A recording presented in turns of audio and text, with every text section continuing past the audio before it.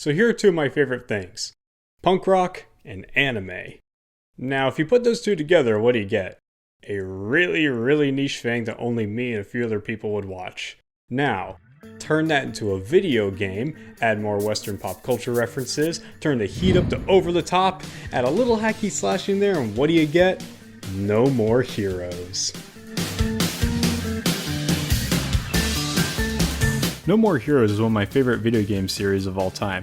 It's crazy, quirky, a little janky at times, but still a solid franchise. The series revolves around the exploits and shenanigans of Travis Touchdown, a stereotypical anime fan who buys a beam katana off eBay and vows to become the world's greatest assassin. At least that's the surface level of the game's story.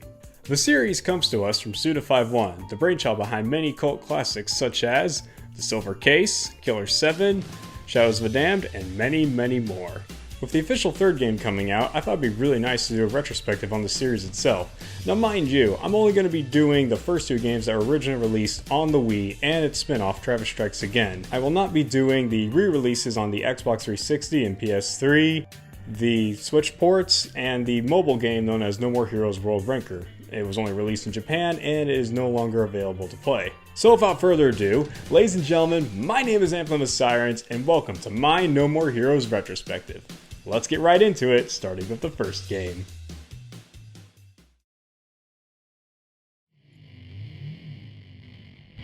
It's game time!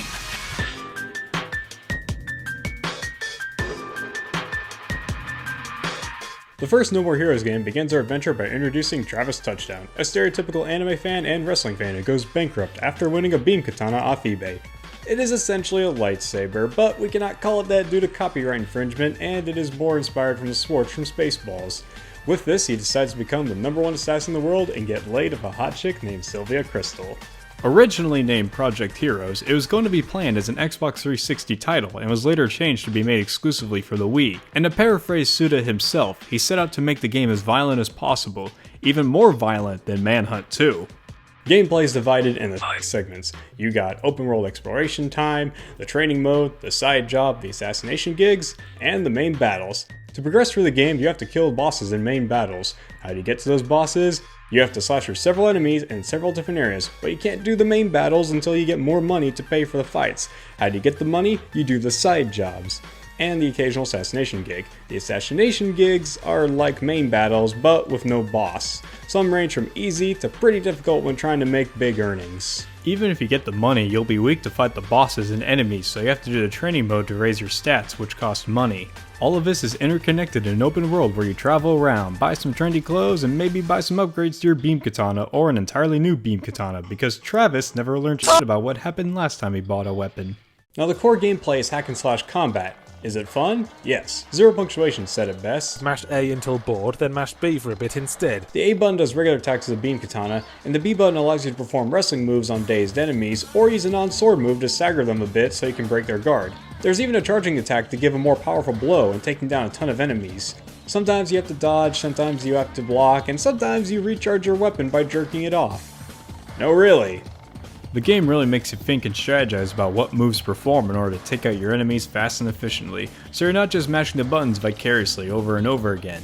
Depending on the moves you perform, you can get a chance to instantly kill an enemy on the ground by running up to him and pressing the A button, or perform a wrestling move on them to either knock them on the ground or instantly kill them.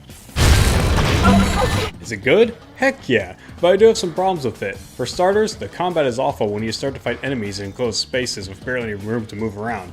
Dodging can really get you out of tough situations, but when you are in enclosed spaces, yeah, good freaking luck, pal. The targeting can be annoying as well. You want to target one enemy, but ends up targeting another one that you do not want, so you kinda have to either improvise or mash the target button in camera controls to get the enemy you want.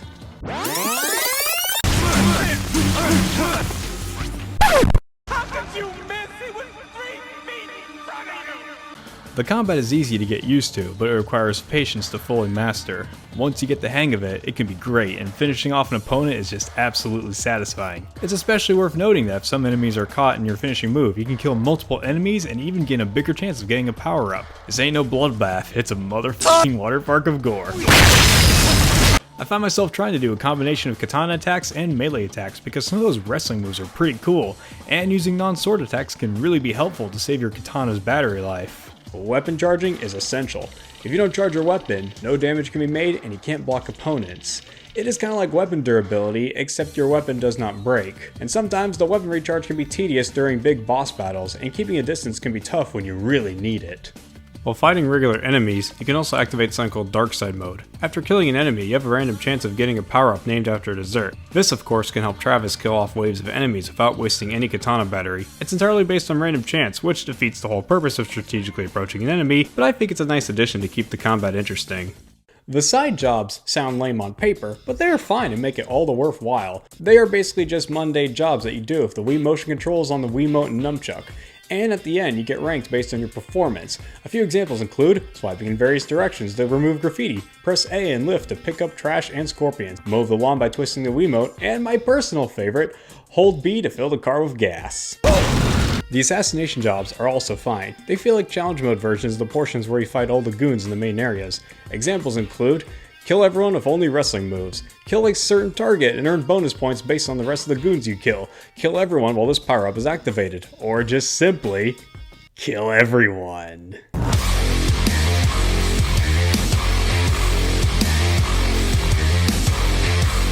A few assassin jobs pay more, but they are honestly a bit difficult at times, especially if you are trying to raise your rank and get bonuses. This may sound kinda tedious, but it actually has an interesting feel to it. It's very similar to how you are in school and bored to death, but then the bell finally rings and you get to go home. It's as if the jobs feel rewarding so you can finally get to the meat and bones of the game. Speaking of which... The boss battles are hands down one of the biggest highlights of the game. They all have their own look, music, and different ways of attacking Travis. Without wishing to spoil, some of my favorites were Harvey the Magician, I'm not going to bother pronouncing his full name, Destroy Man, Speedbuster, Bad Girl, and a boss who I won't spoil for those who have yet to play any of the games. If you don't want to be spoiled, close your eyes right now. This is the other favorite boss. Okay, you can now open your eyes. That's not to say the other bosses are bad, but those are just the ones that stood out. I like them all, except for Holly Summers' fight. I found it to be incredibly frustrating with constantly falling down holes, a cutscene that plays when the first time you fall down a hole, and you have to watch a loading screen afterwards, and of course those freaking rockets that I can never get the timing down on. But I digress. The bosses are just gleaming with personality and charm. You use the same combat to fight them, but hot dang are they a blast to fight. You can even break their guards to deliver in more hits and have opportunities to stun them and perform wrestling moves. It obviously goes without saying, but the bosses are tougher than your average goon. Each boss, depending on location, have their own stylized goons. If you're fighting at a baseball park, you fight baseball players. If you're fighting at a movie studio, you fight some cosplay rejects. If you're fighting on the beach, you have to fight some military-looking dudes. Cut, stab, and suplex your way through them to get to the boss. There are upgrades in the game, such as upgrades for your katana, your health, and attacks. You can get these in the overworld, which I'm going to touch on right now. The overworld is kind of boring. It's empty, lifeless, and it just feels like there's nothing really standing out. There are walking NPCs in the game, but all they do is just walk, and if you hit them with your motorcycle, they just lose balance and stumble before resuming the walk. Also, you can mess up their walking patterns, and they'll just go about like nothing ever happened. There are cars that can be a nuisance when driving your motorcycle to locations, and they can ruin your speed and flow, and other times just make you crash. The overworld just kind of feels like filler that drags the game out. You're basically just trying to get from one location to another. It doesn't help that the trips feel like they take an eternity when really it's maybe a minute or so. It's like that agonizing feeling you get when you go buy groceries from the store, and then when you get back, one of your family members or housemates go, "Hey, you forgot the milk!" and you have to go back and get it. It's just tedious, and it feels like a waste of time. The game tries to make up for this by having hidden secrets in the overworld, such as dumpsters that contain cash and t-shirts, lava cuff balls that give you new abilities, and if you buy the treasure radar for your beam katana, you get to uncover hidden treasures, which can range from a few small seconds to, holy fuck, which pixel do I have to stab in order to find it? Here's a personal tip. Get the upgrade that gives you a dash move. It'll help with exploring the world, the side jobs, and segments where you don't have to use your beam katana. I also highly recommend getting the ability that allows you to earn bonuses based on the rank at the end of each mission. It'll help you earn cash much more faster. I don't want to touch up on the story too much without spoiling, but I really liked Travis's interactions with the characters and bosses. He learns that the assassination business isn't just fun and games, and that maybe there is more to this organization that Travis is supposedly working for as he goes up the ranks. Heck, if you really want to look into it, there's even some symbolism in the bosses that Travis fights. I won't go into too much detail for the sake of video length. It's not a story-rich game, but I was really invested in Travis's journey across the game. It doesn't take itself too seriously, but it's definitely an interesting one. As for Travis himself, he's a really interesting and cool character. When he's out on his assassination journey, he acts like a badass, honorable samurai type of guy. But when he is by himself, he's just a huge dork obsessed with anime, manga, and other nerdy things. Also, he's really horny.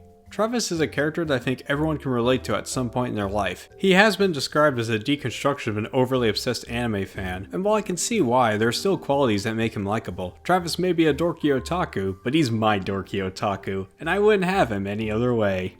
So that wraps up the first game. Despite all my complaints, I enjoyed the heck out of it. And dare I say, I think No More Heroes is a flawed masterpiece.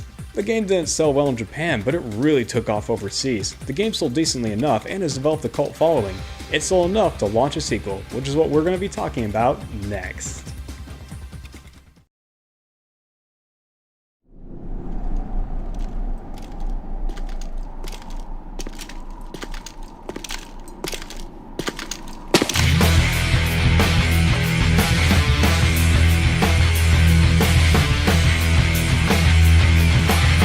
No More Heroes 2 Desperate Struggle came out 3 years after the original game and 2 years after Super Smash Bros. Brawl. It stars Travis Touchdown coming back to the assassin game after his best and only friend was murdered by a corporation owner who happens to be the #1 ranked assassin.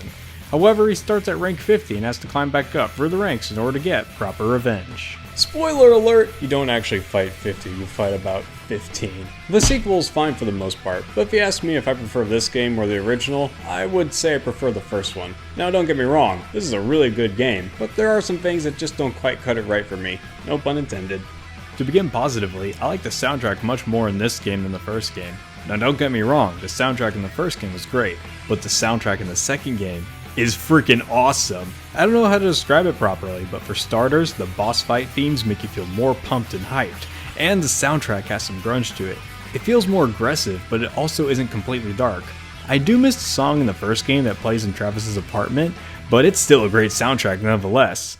The combat feels much the same from the last game, but there are some added features, one of which is that you can switch beam katanas during combat, and while Travis is in his switching and activating animation, it is kind of hilarious that he does not get hit, and attacks just phase right through him, but it gets annoying when once you exit the switching animation, he either gets hit or guards himself. Regardless, this mechanic is actually really helpful if you don't have time to charge your beam katana, or you just want to try out new weapons. There are 4 weapons in total, similar to No More Heroes 1, but having them with you at all times feels like you can experiment more and change your combat style, strategy, and approach.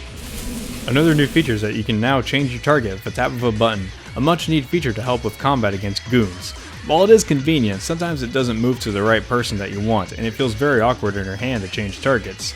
So while I am glad it's there, I do think it needs more work. Also, doing low attacks makes Travis swing slower, meanwhile high attacks swing faster. This makes it feel like you have to strategize your moves and attacks more, especially on how to approach your enemies. However, later in the game, you receive dual beam katanas and all strategies thrown out the window. They're convenient and don't take as long as to swing in any direction. But I still did the occasional wrestling move and switched my weapons.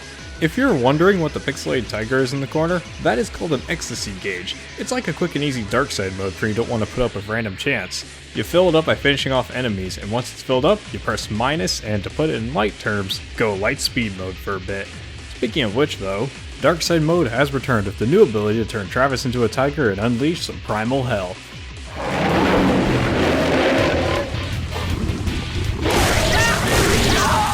The ability to fire a ranged attack has returned and changed a bit. I liked it better though in No More Heroes 1 because the camera is much more closer to you while activated, and the energy ball is bigger so you can kill enemies more easily. The overall game does feel similar to the first one, but there are quite a bit of changes to it. For starters, the open world aspect is completely gone, and instead you get a round of a menu. This is accompanied by a 3D model representing the city. While this is a lot more convenient unlike the first game, it kinda takes away a part of the personality of exploring Stand and Destroy in the first game. Seeing all the buildings? Gone. Going into a back alley and maybe finding a secret or collectible?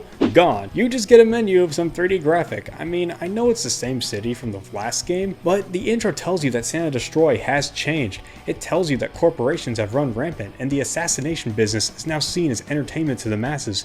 So maybe the town might have changed. The only real time you get to experience the city is talking to the NPCs and trying to gather what you can from the outside buildings you see in transition shots to the location you were going to. Aside from navigating the world, they also changed the way you train and do jobs. The side jobs you do to earn money are now 8-bit minigames that are stylized to be NES games. I thought these were neat, but there were some things that bothered me about this. Instead of being timed to do a task, you have to complete a task in a certain amount of time. And after that, you have the option of choosing if you want to move on to the next stage to earn more money. Here's the issue with this though. If you lose or mess up, you get no money and you essentially just wasted your time. You screw up once, you have to go back to the beginning. Now some could argue that this just gives the game more tension and give you a sense that you do not want to screw up. Personally though, I thought this just made it more frustrating. Call me a freeloader, but I like the No More Heroes 1 side jobs where you were rewarded for how much you could do and the amount of time. I also just found myself doing the same 2 jobs to make money. Those 2 jobs, in case you're wondering, were grilling steaks and placing pipes. But lately, I have grown fond of the pizza delivery minigame when recording footage for this video. However, unlike the first game, it is a lot more convenient to redo the jobs in case you didn't get a good score. In the first game, you had to go to the job building, select the job, drive to the area which takes so freaking long to get there, do the job, get paid, rinse and repeat. In the second game, you select the job, do it, fail or complete it, and get the choice to do it again. Navigation's a lot more convenient despite my criticisms earlier.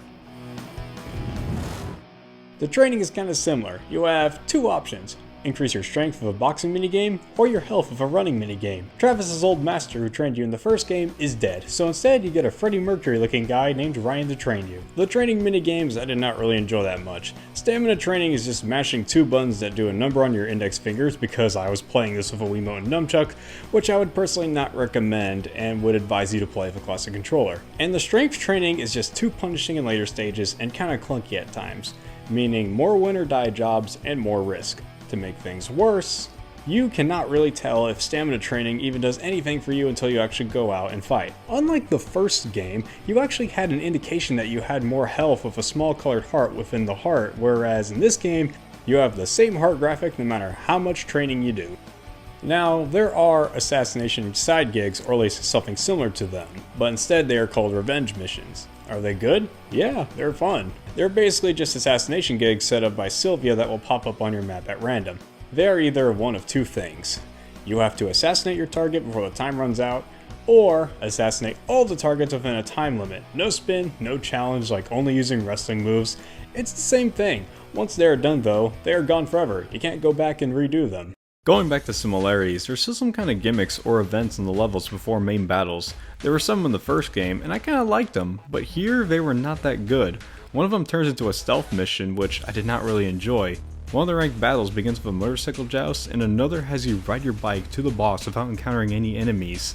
These may look like fine additions, but I didn't really think they added anything really good.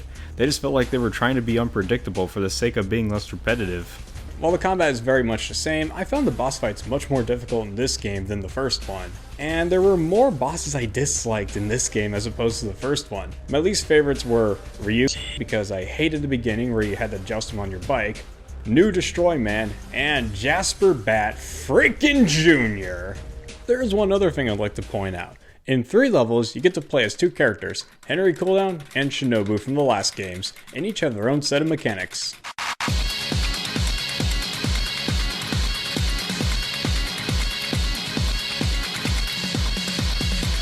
For Shinobu, you use her for 2 levels of the game and fight 2 bosses of her. She has a jumping attack and a range attack that the more you charge by holding the A button, the more shots she fires. She is honestly okay, and I didn't like her platforming segments of the game, and I felt the jumping was very clunky most of the time. Also, I'm not a fan of her walking animation. I don't know if it's just me, but it just looks like she hurt herself. Henry, on the other hand, gets only 1 boss fight, and he has a range attack and a dash attack. If I'm being completely honest, I enjoyed playing Henry more than Shinobu. I will say though, I do like Shinobu's dialogue when she fights. She admires Travis like an idol, even saying moe, whereupon she questions the meaning of the word during a save screen. What does moe mean? And while Mr. Sir Henry Motherfucker on the other hand doesn't have much variety to his segment, and not a lot of details to what his character is when fighting as him, I still found his boss fight incredibly fun. Graphically, the game looks more detailed than the first game. It doesn't look as cel-shaded as the first game, and honestly has a much more grimy look to it. But then again, the Wii wasn't that good when it came to graphics. However, this game does have jiggle physics going for it, that's for sure. I ain't just talking about the chest, it's everywhere. From the hair, and would you look at that belt thingy, or whatever the heck that is. Now from my criticisms, it sounds like I think this is a bad game, but as I said before, it's a really good game. I just think it's more flawed than the first one. The soundtrack is awesome, the graphics are better than the first, the combat is still fun, and it's a lot more convenient to navigate. But I just personally prefer the first one more. Still a good game though. Also, before I move on, I highly recommend you play this game with a classic controller. Believe me, playing this game with Wii motion controls does a huge number on your arm. Also, the Switch port allows you to play with regular controls as well. Now, let's move on to Travis Strikes Again. Been away a long time. There's a new generation of gamers out there. Let me at least introduce myself. Travis Touchdown.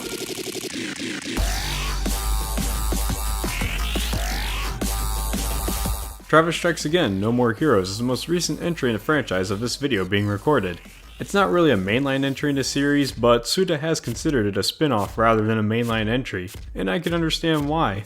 It really differentiates itself from the usual No More Heroes formula. Instead of a third-person hack and slash, it's a bird's-eye hack and slash that feels more like a beat-em-up. Sometimes it acts as a side-scroller, and at one point it becomes a racing game. You might think this might mean there are a variety of game styles, right? Well, not exactly. The game essentially kind of feels the same, but with different camera angles. However, unlike the first two entries, Travis can move freely while swinging his beam katana, and by move freely, I mean you can walk around swinging your beam katana like a lunatic. Travis is equipped with a new power-up called the Death Glove, a power glove that gives him special abilities called chips. These range from healing, lightning that damages and stuns, a ranged attack, and many, many more. To cover each ability would take an incredibly long time. You can also play as more than just Travis. You can play as a new character, Badman, the father of Bad Girl from the first game. He plays eerily similar, but his ultimate move has a much wider attack range. Also, instead of masturbating to charge his weapon, he drinks and I think spits on his weapon. You can also play as Shinobu and Bad Girl, but unfortunately they are paid DLC, and that would require me to pay money. I got no money. There's also kind of an RPG element in the game. When you defeat enemies, you gain XP, and you can use that to level up. This may sound simple, but you have to level up manually by selecting which character you want to level up. If you don't have enough XP, that character does not level up. The gameplay can be very repetitive. Sure, you could argue that the previous entries had repetitive gameplay, but I kinda like the gameplay in No More Heroes 1 and 2 better, as it gives you more options to take out enemies with wrestling moves. Now, with the exception of the Death Glove, you don't have many options for attacking. You just get your basic standard heavy and light attack. Granted, this wouldn't be too bad, but it's pretty rough when you fight tougher enemies. You want to use heavy attacks so you can chop off their health, but Travis takes quite a bit of time to get out of this heavy hitting animation, and he can't move much when it's active. This in turn leaves you open to enemy attacks. You can use light attacks to move freely, but that doesn't do much damage. Now, I know what you're thinking. Wow, Anthem, it sounds like you're nitpicking. Well, kinda, but I got more to say on the matter.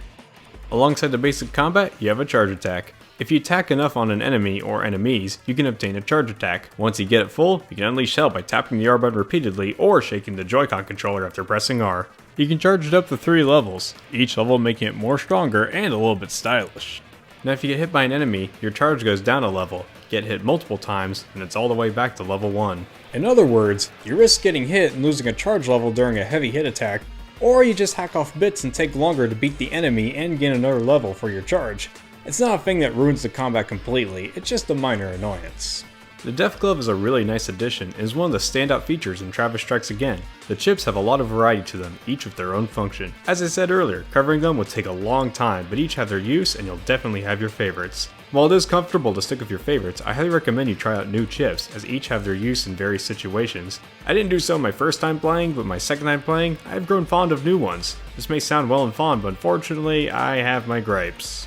So in order to use the Death Glove ability, you have to press and hold the left bumper and then one of the 4 letter buttons to activate the ability you want. It's not tedious and it works really well, but enemies can cancel you out of using them if you are not fast enough. Also, it still has to recharge despite not being successfully used. I could forgive that, but I'm going to use that to segue into another complaint. If you want to swap your Death Glove chips for another in the middle of the level, you have to wait for them to charge, so be sure to pick your chips ahead of time before you enter a new area where combat is most likely bound to happen.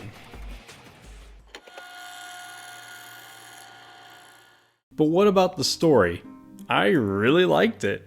In my 2019 recap video, I mentioned that I really liked the story to Travis Strikes Again. It follows our boy Travis in a trailer escaping from the assassin world. He is pursued by an assassin named Badman who wants to kill Travis and avenge his daughter Badgirl from the first game. However, a game console knows that Def Drive Mark II sucks him into a game, and now they must go about completing 6 of the Def Drive games in order for a wish to be granted. Now I'm not going to go into the story too much for spoiler's sake, but I actually really liked it. The premise I told you was just the setup and the surface level of it. There's actually something much deeper in this facade of crossing over into different games. In between the Def Drive game segments, we see a lot of story in the form of visual novel segments that are titled Travis Strikes Back. In these segments, we learn where the Def Drive games came from, Travis's circumstances and why he's living in a trailer, Badman's origins, and the creator of the Def Drive. What I found interesting is that a lot of the story also seems to be a self-reflection of the video game industry from Suda's point of view. As we learn about the Def Drive's origin, we hear about the frustration of being a game developer. If that wasn't enough, there's even an entire level based on Shadows of the Damned, a game that Suda himself had a large part in developing. Shadows of the Damned was a game notorious for having a long and difficult development cycle. What happened was that the publisher, Electronic Arts, kept demanding for a story change and overall concept change. This made Suda have to redo the concept and characters from scratch. Matt McMuscles made an entire video about the development of Shadows of the Damned. I highly recommend you check it out after watching this video. Furthermore, the game kinda takes you on a small journey of each era of gaming, starting from the 8-bit and arcade days to the modern days of gaming. The game is also inspired by indie games, specifically the game Hotline Miami with its mostly overhead view and hack-and-slash combat. There's even a shout out to Devolver Digital, the publisher of Hotline Miami, along with several other noteworthy indie games. There's even more indie game flair with the option to purchase shirts that can be unlocked with cash and Aztec tokens that you can find throughout the game. These shirts reference mostly indie games and 2 Zelda games. However, for some reason, you can just get an upgrade that automatically unlocks all the shirts for you, which by the way is free. The only one I ever wore is the Minute shirt. It looks nice aesthetically on Travis's outfit, and I love the little graphic on it. It's cute. There are a couple side activities in the game. One of them involves inputting certain button combinations in certain areas to get secret enemies and extra lives. The other is finding Travis's pet cat, Jean. This one sounds fun on paper, but it honestly feels like a wasted opportunity in my opinion. And it would have been nice to have the option to play with Jean like in the last 2 games. And before anyone says anything, if you find Jean in all the Def Drive games, you get a skill chip, so there is something a little worthwhile. While No More Heroes is kind of a niche series in general, this one tends to feel the most niche compared to the rest of the series. Especially with all the references to things that seem more closer to Suda fans than say your average No More Heroes fan or average gamer. The hack and slash gameplay can be repetitive, making the game feel mediocre, and the visceral feeling you get after each level kind of fades away when you have to go through a long visual novel segment, which I personally didn't mind, and I found some of the story to be really funny. If you are to get this game, I highly recommend playing it with a friend. This game is better in multiplayer co-op. It is local only, so be sure to ask a close by friend or sibling if they are willing to play. Overall, I thought Travis Strikes Again is a decent game, and I found the story surprising, funny, intriguing, a little heartfelt, and overall, pretty cool. It was one that made me keep playing through to see what will happen next. Furthermore, I am glad the game sold well enough to garner a proper sequel. Travis Strikes Again is a flawed experience that I am ultimately happy I got to play.